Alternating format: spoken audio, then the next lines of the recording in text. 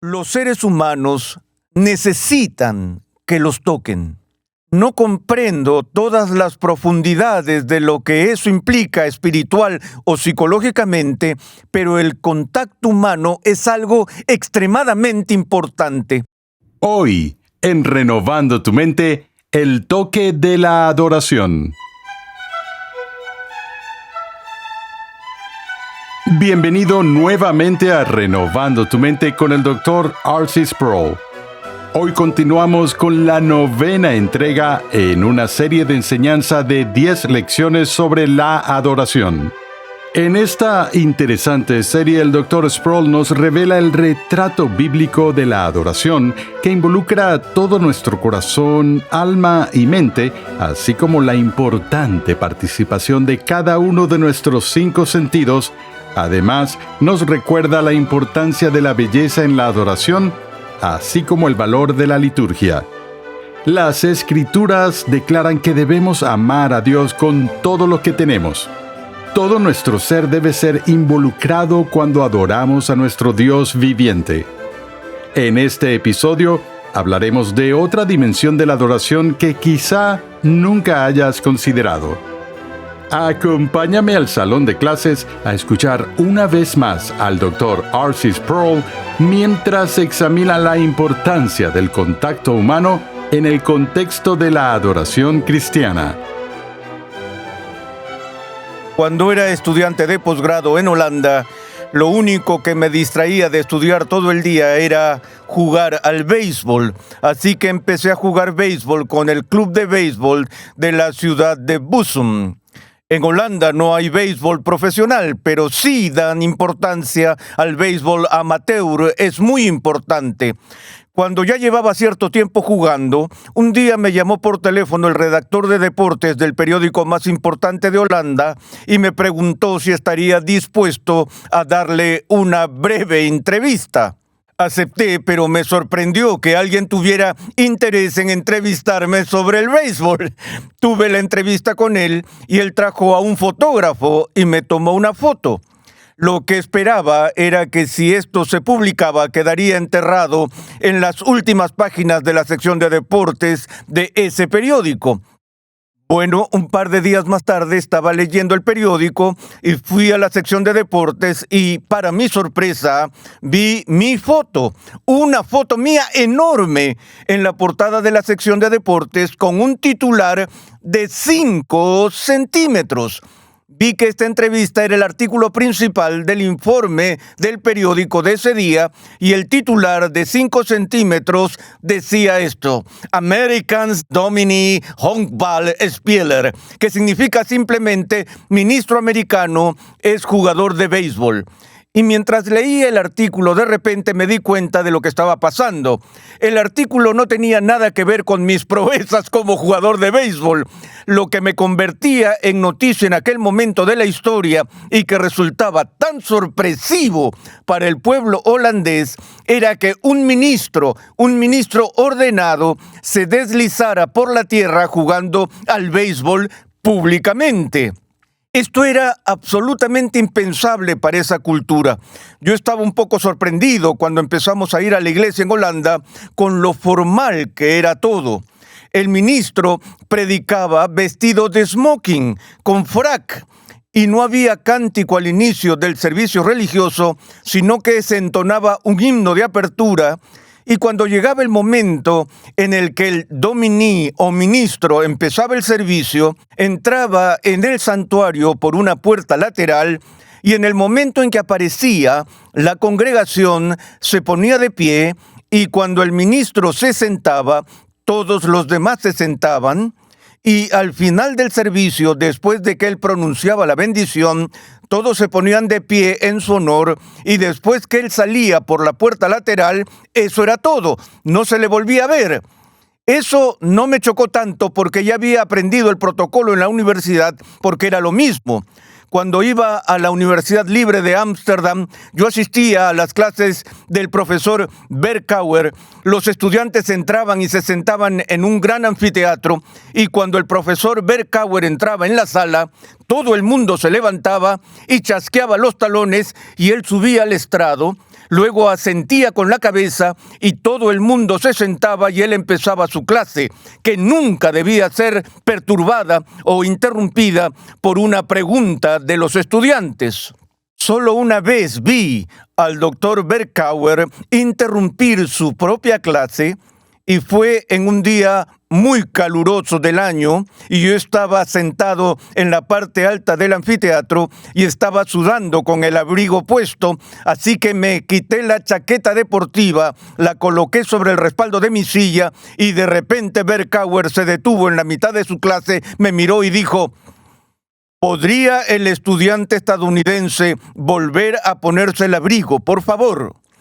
No me conocí en lo absoluto, pero supuso que era estadounidense porque solo un estadounidense se atrevería a quitarse el abrigo en medio de una clase en la universidad. Así que morí de vergüenza, pero luego, a medida que avanzaba la clase, cuando él llegaba al final de su clase, terminaba su clase y cerraba su cuaderno, y esa era la señal para que todo el mundo se levantara, y luego salía por la puerta y no se nos permitía salir hasta que él se hubiera ido. No se hacían preguntas, no había reuniones individuales con el profesor. La única vez que tenía contacto personal con mi profesor era cuando teníamos exámenes, los cuales eran exámenes orales, y entonces pasaba a ser extremadamente cordial y te invitaba a su casa. Toda esa atmósfera de formalidad era un choque cultural para mí como estadounidense, porque nuestra costumbre es, sobre todo en la iglesia los domingos por la mañana, que el ministro vaya a la puerta trasera del santuario y salude personalmente a cada uno de los miembros de la congregación, normalmente dándoles la mano y diciéndoles algo agradable al final del día. Pensé en esto al encontrarme en un entorno en el que el ministro estaba tan alejado de cualquier interacción con la gente que era un asunto de interés periodístico mencionar que un ministro jugaba al béisbol. Y eso me asombró grandemente, viniendo de este país, que alguien pensara que eso era interesante. Y pensé en esto en términos de nuestra comprensión del concepto bíblico de adoración. Y como ustedes saben, hemos estado viendo la estructura de adoración del Antiguo Testamento y hemos visto que en el sistema de adoración del Antiguo Testamento no solo la mente estaba involucrada en la experiencia de adoración, sino, como he mencionado, los 5 sentidos. El sentido de la vista y del oído, del gusto, del olfato, y el que no hemos visto todavía es el sentido del tacto. Me di cuenta de que en las Escrituras había disposiciones en la adoración donde tocar se convertía en un elemento importante en el drama de la adoración. Por ejemplo, si vamos a una iglesia americana hoy en día y al final del servicio de adoración se pronuncia la bendición. Con frecuencia, cuando el ministro pronuncia la bendición, levanta ambas manos en el aire, extendidas hacia afuera, con las palmas hacia abajo, y luego pronuncia la bendición, que el Señor los bendiga y los guarde, o algo por el estilo. ¿Cuál es la importancia de este gesto? ¿Cuál es la importancia simbólica del gesto de los brazos levantados? Esto se desarrolló muy pronto en la iglesia antigua, porque cuando la comunidad del Nuevo Testamento empezó y los cristianos se reunían en lo que se llamaba la eclesiola, pequeñas iglesias en casas, la congregación era tan pequeña que al final de la adoración se pronunciaba una bendición individual.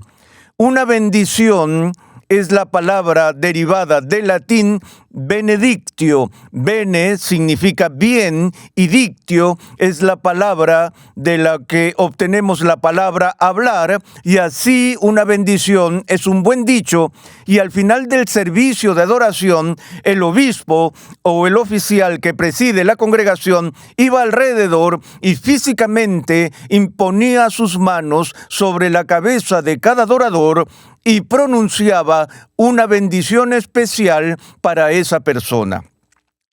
Leemos en el Nuevo Testamento sobre la liturgia de la imposición de manos, que tiene sus raíces en el Antiguo Testamento con la práctica, en primer lugar, de ungir a personas particulares para ministerios particulares, donde el rey sería coronado por el profeta, ungiendo la cabeza del rey con aceite. De hecho, el término Mesías significa el ungido.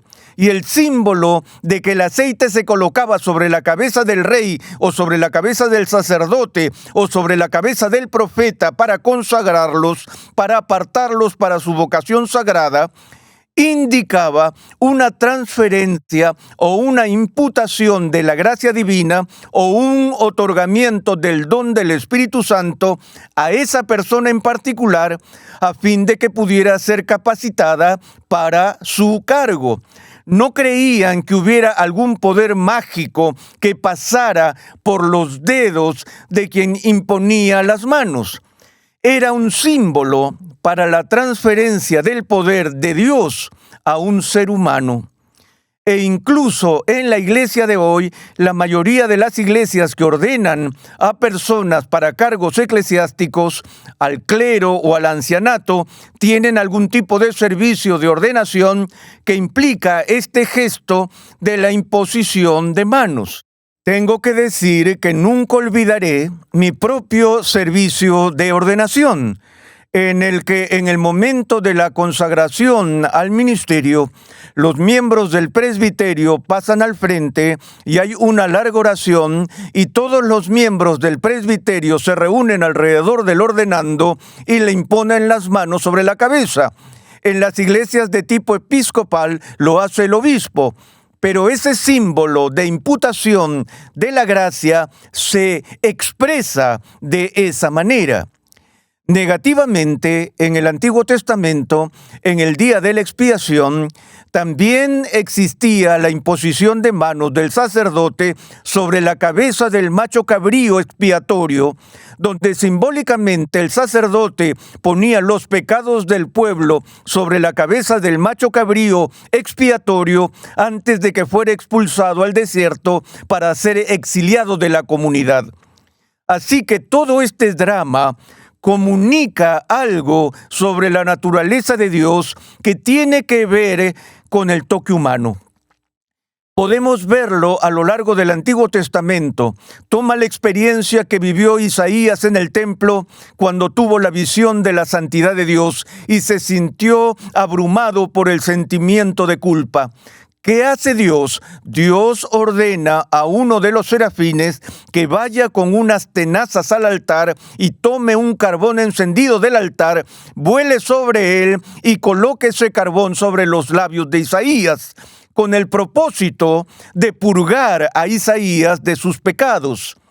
En el Nuevo Testamento vemos el ministerio de Cristo y con qué frecuencia sanaba a las personas y las tocaba. Y cuando las tocaba, se producía esta expresión de poder sanador. En la ocasión, cuando iba de camino a resucitar a la hija de Jairo, ¿recuerdas a la mujer con el flujo de sangre que se abrió paso entre la multitud para poder tocar el borde del manto de Cristo? En medio de aquella multitud, Jesús se detuvo, se dio la vuelta y dijo: ¿quién es el que me ha tocado? Los discípulos se molestaron por la pregunta. ¿Cómo vamos a saber quién te ha tocado? Hay toda clase de gente chocando y empujándose por aquí. Jesús dijo: alguien me tocó porque sentí el poder que salía de mí. Si te detienes a pensar en esto desde una perspectiva meramente humana, se han hecho estudios interesantes por parte de médicos, psiquiatras y psicólogos sobre la importancia del contacto humano. Y que a los bebés, si se les deja en la guardería de un hospital sin contacto humano, pueden llegar a morir si nadie nunca los toca. Los seres humanos necesitan que los toquen. No comprendo todas las profundidades de lo que eso implica espiritual o psicológicamente, pero el contacto humano es algo extremadamente importante. No sé cuántas parejas han vivido durante su matrimonio sin alguna vez haber discutido, y a veces se oye esta frase cuando una pareja está enfadada y uno de los dos se acerca al otro para intentar comunicarse más íntimamente. ¿Y cuál es la respuesta? ¡No me toques! ¡No me toques! Me pregunto cuántas mujeres han dicho eso alguna vez a sus maridos en medio de una discusión, porque hay veces que no queremos que nada nos toque y otras sí queremos que nos toquen. Otros estudios que me parecen fascinantes se han hecho sobre el espacio corporal de las personas. La idea es que no solo tenemos cuerpos que definen nuestra ubicación, sino que hay una cierta zona alrededor de nuestros cuerpos físicos que consideramos nuestra zona personal. Es nuestro espacio corporal y no nos gusta que la gente se entrometa en ese espacio corporal. Todos hemos conocido a personas que, cuando vienen a hablar contigo, se ponen literalmente en tu cara. Se te acercan tanto que empiezas a retroceder porque te sientes incómodo, porque es un acto hostil y agresivo. ¿Cómo te sientes cuando vas conduciendo por la carretera y ves por el retrovisor y hay un auto muy pegado al parachoques trasero de tu auto? Eso me vuelve loco. Cuando leí esto por primera vez, tenía una secretaria y mi esposo y yo la invitamos a cenar una noche. Nunca lo olvidaré. Ella estaba sentada a mi lado en la mesa y estábamos teniendo una conversación informal. No recuerdo de qué se trataba la conversación, pero mientras hablábamos, disimuladamente estaba haciendo este experimento. Tomé mi vaso y en lugar de dejarlo justo delante de mi plato, lo puse delante del suyo, invadiendo su espacio. Continuamos nuestra conversación, era una conversación agradable. Tomé mi tenedor y lo puse junto a su plato y seguí haciéndolo. Seguí poniendo pequeños elementos en su zona. Ella veía hacia abajo y lo notaba con el rabillo del ojo, pero nunca decía nada. Yo no lo mencionaba, simplemente continuaba la conversación. Cuando de repente hubo este arrebato, se produce una explosión. Ella salta de la mesa, me mira, tiembla y dice: «Muy bien, si no me quieres en tu casa, me voy». Y se paró. Le dije: «Sil, espera un momento, ven aquí». Volvió y le pregunté: «¿Qué pasó?». Empezó a llorar. Yo me estaba muriendo. Empezó a llorar y dijo: «No lo sé, solo tuve la sensación de que no me querías aquí». Le dije: «Siéntate, déjame explicarte lo que pasó». Le expliqué y para ella esto fue una reacción subconsciente, porque la estaba vulnerando por este pequeño juego en el que jugaba a invadir su espacio. Así que hay un cierto sentido en el que no queremos que la gente nos toque, en el que queremos tener una pequeña zona de seguridad que sea nuestra. Y sin embargo, no podemos vivir en esta zona para siempre. Anhelamos el contacto humano. Anhelamos especialmente el toque de Cristo. Anhelamos que se nos exprese esa bendición. Estuve en la Catedral de Cristal hace varios años hablando en un servicio vespertino. No era para esa congregación, sino para una asamblea de clérigos. Pero la persona que asistía al servicio era uno de los pastores asociados de esa iglesia en California, y era un amigo mío de la escuela de posgrado, el doctor Sinesio Leara. Ellos tenían una pequeña tradición en esa iglesia que consistía en que al final del servicio, en lugar de que el ministro pronunciara la bendición de la manera acostumbrada, se hacía la invitación a la congregación de esta manera: cualquiera que deseara tener una oración, por favor, que se acerque. Tenían como un reclinatorio enorme en la parte delantera de la iglesia y unas 75 personas se acercaron y se arrodillaron en el reclinatorio. Eso me sorprendió. Mi amigo Sinesio Leara recitó la oración final que estaba anunciando a toda la congregación, pero la oración duró unos 4 o 5 minutos y mientras oraba caminaba por la fila de esas 75 personas que estaban en el reclinatorio tocándoles la cabeza. Me dije: esto es extraordinario. Esto es recuperar, en cierto sentido, la antigua tradición de tener un toque físico que forma parte del servicio de adoración. Creo que una de las razones para el gran interés en la adoración carismática es la recuperación del toque humano en la imposición de manos. Les digo a mis estudiantes en el seminario: ¿saben? Es un arte el saludar a la gente en la puerta después del servicio de la iglesia. Les dije, es de vital importancia que a cada persona que pase delante tuyo al final del servicio le extiendas tu mano o al menos le ofrezcas darle la mano. Algunas personas te pasarán de largo y te ignorarán, y eso pasa, pero la gran mayoría de la gente quiere detenerse y estrechar la mano del pastor. Y les dije además, esta es la otra regla: si tienes a una persona mayor, y en particular si tienes a una viuda anciana saliendo por la puerta, nunca le des la mano con una sola mano. Tomen su mano y tómenla con ambas manos, porque lo necesitan, porque se están muriendo de soledad y estarán haciendo lo que Lutero le pidió al pastor que hiciera: ser Cristo para la gente, dar el toque del Maestro en su nombre a gente que tiene miedo, a gente que está sola, a gente que está sufriendo, porque Dios es un Dios que nos ministra a toda la persona, a nuestras mentes, a nuestros cuerpos y a nuestras almas.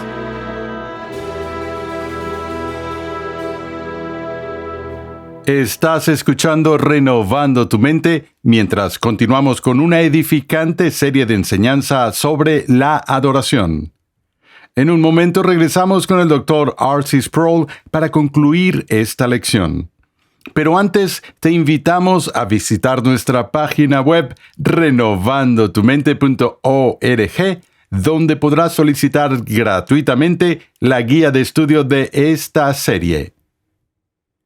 La Biblia de Estudio de la Reforma cuenta con más de 1 millón de palabras de explicaciones versículo por versículo y temáticas, con la colaboración de 75 distinguidos pastores y teólogos de alrededor del mundo, liderados por el Dr. R.C. Sproul. La Biblia de Estudio de la Reforma está cuidadosamente elaborada para ofrecer una experiencia de lectura, estudio y discipulado sin precedentes para cada edad y etapa de la vida cristiana. Adquiérela hoy mismo en tu librería cristiana favorita, o para más información, visita la página web bibliadeestudiodelareforma.com. En este episodio hemos aprendido a identificar algunas de las formas en que el tacto humano se ha incorporado a la adoración y a explicar el significado más profundo de la necesidad humana del toque. Antes de concluir el episodio de hoy, el Dr. Sproul tiene un comentario final.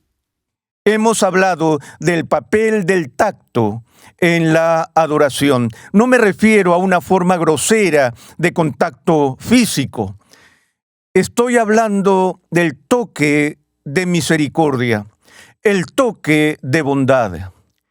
Sé que a todo cristiano le encantaría que Cristo entrara en la habitación y que pudiéramos arrodillarnos en su presencia y sentir el toque de su mano sobre nuestras cabezas y que nos dijera: tus pecados están perdonados, o estás sanado, vete en paz, o ve con fe. Les pido que piensen en las formas en que el toque humano es importante para ustedes y para sus hijos. Vemos los stickers en la parte trasera de los autos. ¿Has abrazado hoy a tus hijos? Eso minimiza un poco todo este escenario, pero comunica una verdad de vital importancia. Los niños necesitan ser tocados, pero los adultos también necesitan ser tocados, y entendemos la diferencia entre el toque sensual y el toque de misericordia. Conocemos esa diferencia y deberíamos ser capaces de ser lo suficientemente reflexivos y sensibles como para ministrar a la gente de esa manera.